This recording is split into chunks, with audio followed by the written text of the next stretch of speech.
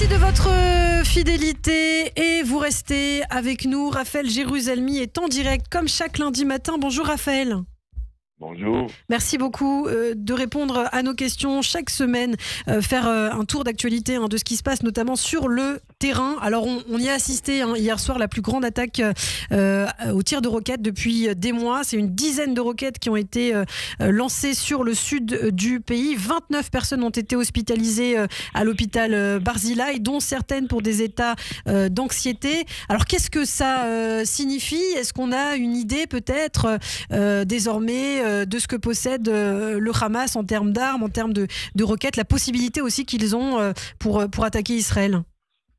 Oui, alors il reste au Hamas donc des missiles et des roquettes de différentes portées et calibres, environ jusqu'à à peu près 2000 roquettes à courte portée, c'est-à-dire moins de 40 km, et quelques dizaines de missiles à plus longue portée pouvant atteindre jusqu'à Tel Aviv.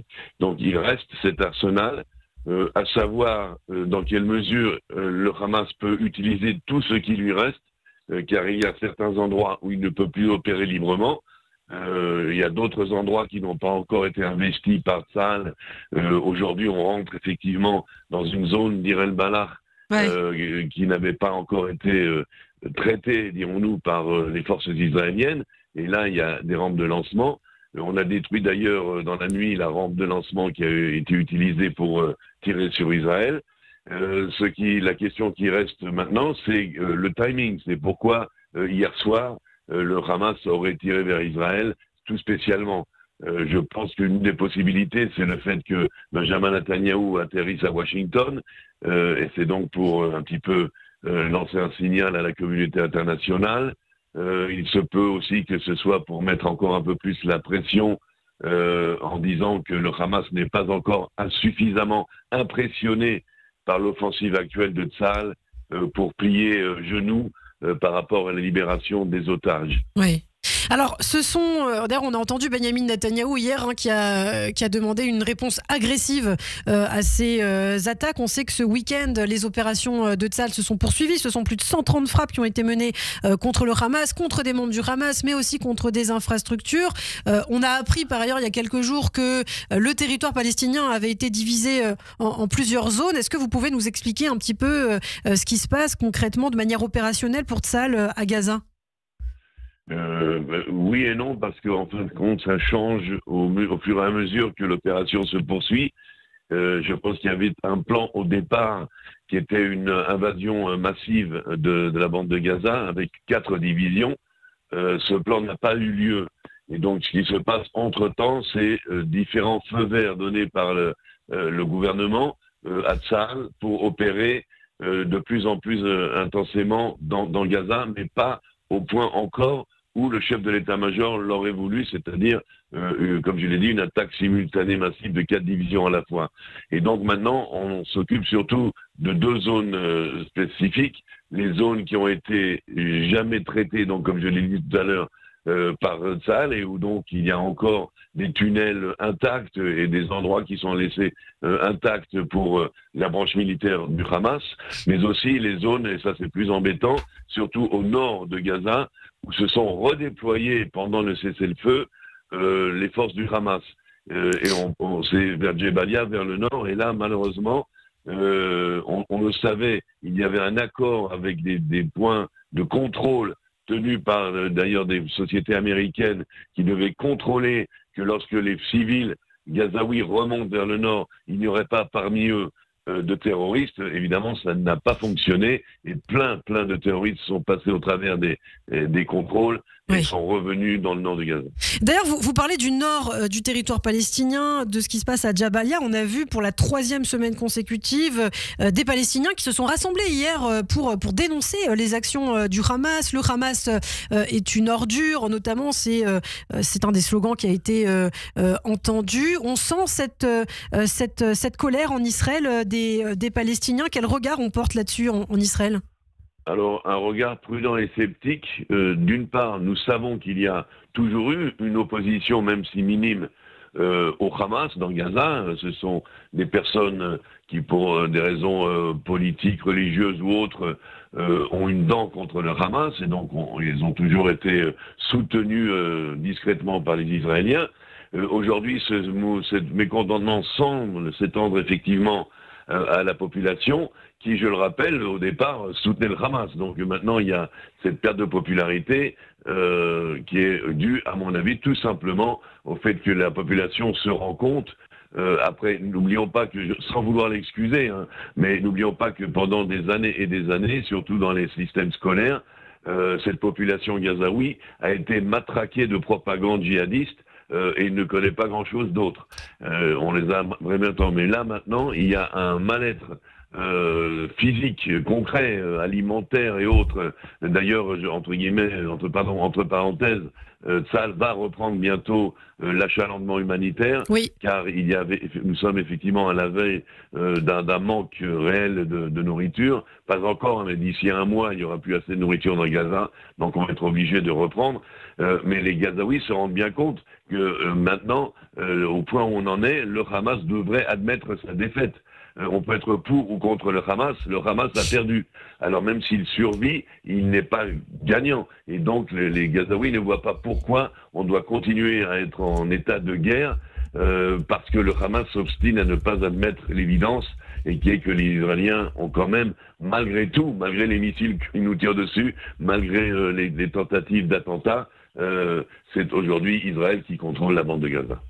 Alors par ailleurs, on parle du Hamas. Il y a cette information qui a été révélée hier par le ministre israélien de la Défense, Israël Katz, Raphaël, les dirigeants du Hamas qui avaient demandé à l'Iran en 2021 500 millions de dollars pour détruire Israël, soit 20 millions de dollars par mois pendant 2 ans. Quel regard vous portez là-dessus? Alors on sait qu'une partie du plan qui est évoqué par les terroristes a finalement été mis à exécution le 7 octobre 2023, mais on a peu de détails sur ce qui a filtré. Est-ce que c'est quelque chose qui vous surprend ou pas du tout? Ça me surprend par l'ampleur de la somme, 500 millions de dollars, mais d'un autre côté, pas du tout par le soutien iranien au terrorisme du Hamas et au fait que le Hamas, officiellement d'ailleurs, dans sa charte, prône la destruction totale de l'État d'Israël. Donc, pas une grande surprise. Ce n'est jamais encore un élément accablant dans l'erreur du 7 octobre 2023. Je pense qu'il fallait pas être ni dans les services secrets ni devin pour voir où était le problème. Ça faisait 20 ans que le Hamas tirait des roquettes sur Israël. On pensait pas que c'était pour notre bien. Je rappelle très rapidement que le 27 septembre 2023, soit une dizaine de jours avant le 7 octobre, j'ai écrit un article sur le site du 24 News, vous pouvez les vérifier, où je parle de cette menace, où je parle d'un bain de sang possible à cause de la menace du Hamas, et où je demande que l'on élimine en priorité physiquement les dirigeants du Hamas en prévoyant, je le cite, un bain de sang possible si on laisse faire. Donc, et beaucoup d'Israéliens, je ne suis pas le seul, beaucoup d'Israéliens, surtout ceux qui habitaient au sud d'Israël, étaient sous cette menace constante terroriste du Hamas, et c'était ridicule de s'aveugler dessus, comme l'ont fait le gouvernement et l'armée. Comme je le dis, de simples citoyens israéliens, c'est tout à fait naturel. Pendant 20 ans, vous recevez des roquettes sur la tête, vous courez vers les abris et on vous menace d'attentats dans vos villages. Il n'y avait pas vraiment besoin d'être devin et de découvrir encore ce poteau rose des 500 millions de dollars iraniens. Alors on parle de l'Iran, justement, la menace de l'Iran. On sait que Benjamin Netanyahou va rencontrer Donald Trump aujourd'hui à Washington. Alors on dit que, évidemment, c'est cette histoire de taxes qui va être abordée, mais aussi la menace du nucléaire iranien. Effectivement, on sait que Donald Trump continue d'accorder la priorité à l'option diplomatique, mais face au refus actuel des leaders iraniens, l'option militaire est omniprésente. Et c'est ce qu'on entend aussi finalement dans la bouche des autres dirigeants occidentaux, comme Jean-Noël Barrot en France, qui a rencontré récemment Gideon Sa'ar. On se dirige vers quelque chose comme ça face au refus justement des Iraniens d'accepter un deal? Oui, l'option militaire a toujours été présente, même au temps de l'accord. Donc, même les Européens avaient dit qu'ils étaient prêts à intervenir militairement si jamais les Iraniens n'obéissaient pas à l'accord et obtenaient le nucléaire. Même l'Europe, qui se laisse avoir souvent n'a pas envie de voir les Iraniens posséder le nucléaire. Donc cette menace est là. On en veut pour preuve le fait que les Américains, c'est aussi un signal à l'égard des Iraniens, ont envoyé une nouvelle batterie de défense antiaérienne TAAD, qui est une batterie et qui est exclusivement destinée à cette menace iranienne. Ils l'ont donc envoyée à Israël pour soutenir la défense antiaérienne israélienne en cas d'attaque. Et il y a cette possibilité. Hier, il y a eu une alerte en Israël aux roquettes, des roquettes qui venaient de Gaza. Mais mes enfants, mes petits-enfants, au départ, leur première réaction a été de dire, tiens, c'est peut-être les Iraniens qui commencent. Vous voyez, ils ont eu cette réaction-là. Après, on s'est dit, c'est peut-être les Houthis du Yémen avec un missile balistique. Et c'était presque comique parce que mes petits-enfants disent, ah ben non, c'est juste des roquettes de Gaza. Ça veut dire que c'est rien du tout par rapport à la menace iranienne, car aujourd'hui, les Iraniens, dans la rue, si vous voulez, l'atmosphère, c'est que peut-être effectivement, sommes-nous à la veille d'un conflit irano-américain et dont Israël pourrait aussi indirectement faire les frais. Moi, j'en doute un petit peu. Je vois pas les Iraniens attaquer à la fois les Israéliens et les Américains. Ça serait quand même suicidaire. Je ne pense pas qu'ils ont cette capacité-là. Ils auront déjà du mal à attaquer les Iraniens tout seuls ou les Américains tout seuls. Je ne pense pas qu'ils attaqueront les deux à la fois. En tout cas, au sein de la défense nationale israélienne, on ne croit pas que l'Iran signera un accord renouvelé. C'est ce qu'explique Nadav Eyal, notamment aujourd'hui dans la presse israélienne. Merci beaucoup, Raphaël Jérusalemi, d'avoir été avec nous ce matin sur Radio J. Merci pour vos précisions. On vous retrouvera, alors pas lundi prochain, puisque ce sera Yom Tov, la fête de Pessah, mais lundi d'après. Donc, Chag Sameach, de très bonnes fêtes de Pessah, et je vous dis à très bientôt.